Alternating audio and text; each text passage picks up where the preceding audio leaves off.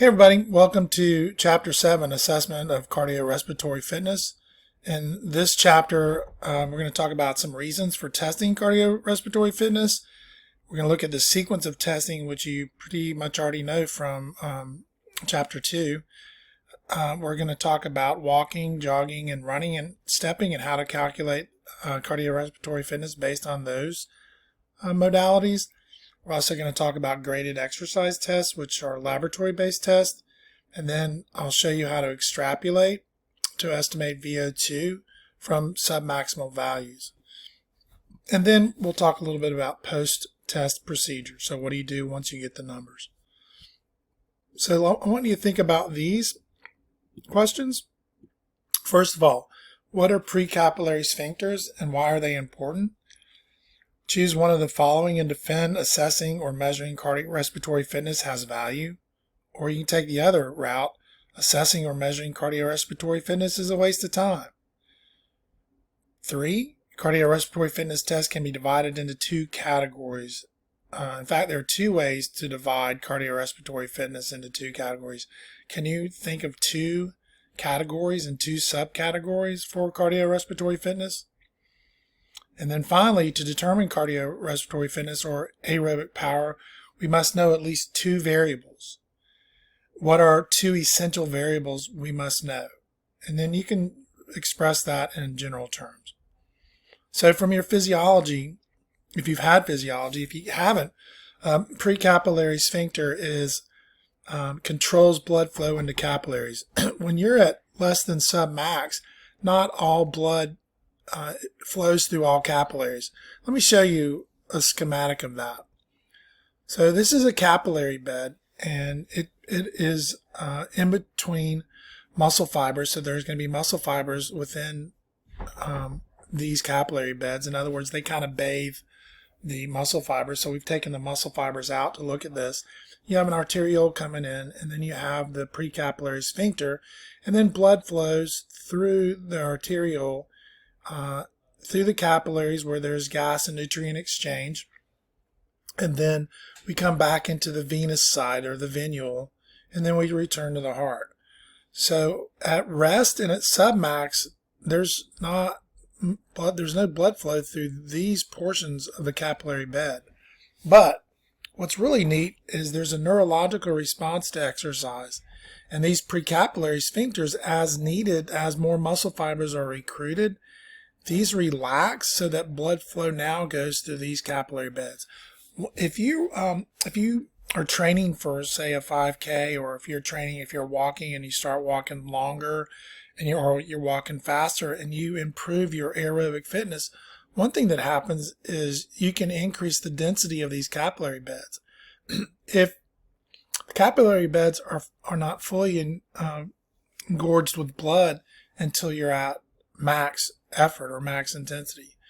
So with training, we can increase capillary density, and when we do that, we actually increase VO2. So that's why precapillary sphincters are important, because they can control and direct blood flow as needed. And if you think about it, if you're exercising really hard and you have this increase in blood pressure because you have an increase in blood flow, if these precapillary sphincters didn't open, you'd have all this blood flying through this one route.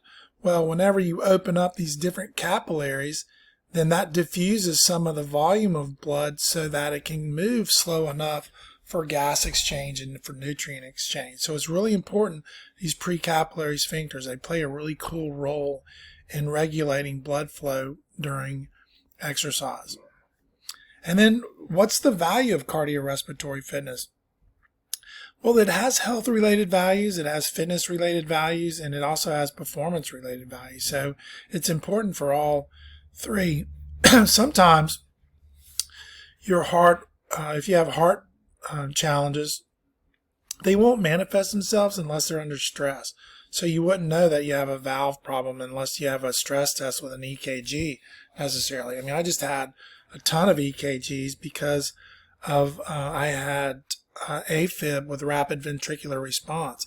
So my heart rate's like 166 and my ventricles are pounding away and not a lot of blood was circulating. Well, we can simulate stress by pedaling at a higher intensity on a bike or going through a graded exercise test on a treadmill. And then sometimes you can see some of these challenges that your heart might have. Another use for cardiorespiratory fitness is to determine exercise programming. If you have a client and you want to dial in their training, if you know what their max VO2 is, then you can base their training on their percent VO2. If you have a measured exercise max heart rate, you can use that to program different work rates. So instead of giving somebody a program that you just pulled out of a file somewhere, you're actually dialing it in, and people will pay for that. So it's a good way to do it. Also, too, if you have somebody that is on an exercise program, how do you know if it's effective? One way to know it's effective is to do some post-testing, and if their VO2 max goes up, then they've increased their fitness. And if they're paying for you to train them and you can show them that they've increased their fitness, then that's a good thing. The screen for coronary heart disease through stress tests. Used to be that people would be on a treadmill or a bike, and now they can just shoot them up with norepinephrine and their heart rates will go up. But there's still treadmill tests and cycling tests are still used to screen for coronary heart disease.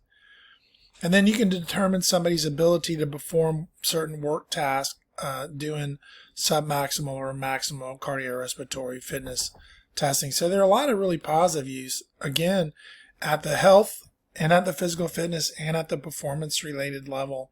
Cardiorespiratory fitness is important. In fact, if somebody has a myocardial infarction or a heart attack and their recovery, they'll do some work on a treadmill and you can assess the amount of damage that was done through that heart attack. So you can assess somebody's capacity for work, and that's not just for performance, it's also too for health. So when we talk about testing, there are two types of testing you have, and it can be divided up two ways. So you have submaximal testing and maximal testing, and it's just as it sounds. Maximal testing is when you go at it 100% full on. Now, with maximal testing, you do start off a little bit slower, and then you gradually increase. Typically, it's every 3 minutes or so. So even though it's a maximal test, you don't start off sprinting because you have to engage the aerobic systems to fuel exercise. And if you sprint, you're just breaking down carbs and you're using the phosphagen system. So that's why most graded exercise tests are between 12 and 15 minutes. Submaximal means you don't max out. Typically, we stop those at 85%, and that's important to remember. So 85% of your max is when we stop test. And you'll need to know that for your lab. So we'll determine your age predicted maximal heart rate, and I'll show you a formula for that. We're not going to use 220 minus your age, so we're not going to do that. We're going to use Tanaka et al. But usually you take 85% of that, and that's where you stop the test. But all tests are based on, submaximal tests are based on this. Important. Put an asterisk by this. Underline it. You need to know this. Your result is based on, hey, what if they kept going? So what's cool is there's a positive, direct, predictable relationship between how hard you're working and your heart rate response. It's almost 1-to-1. It's one of the most predictable relationships in physiology. So you'll see, in lab, you'll actually plot heart rate and work rate, and then you'll just keep drawing a ray, which you learned in second grade. Now you're going to finally get to use it. You just draw a ray and you keep going as if you reached your max heart rate. And then you're going to drop it down, and that's going to determine your VO2. So we do that for submax YMCA, and we do that for treadmill testing. But that's how it's done. And then we can further divide up tests. You have field tests and you have laboratory tests. Guess what? Laboratory tests are done in the lab. So typically you're measuring your VO2, you're measuring oxygen intake, CO2 off-gassing. That's part of laboratory testing. Field tests, you can do. A lot of people at once. I taught physical education for 11 years at an elementary level. We would do the half-mile run or we would do a 12-minute walk, or we would do the mile run, depending on the age group and fitness level. I would use those to determine their VO2. Okay, so those are the different categories. Man, we've learned a lot. We're not even 12 minutes in, we've learned a lot. So some examples of submaximal testing. We have a bench step test, which you'll do in your lab.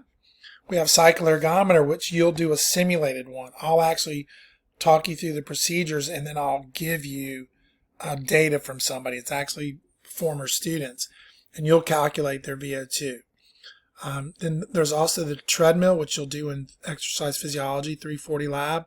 And then we have the Canadian aerobic fitness test that you can research in your book. And if you want to do that, you can.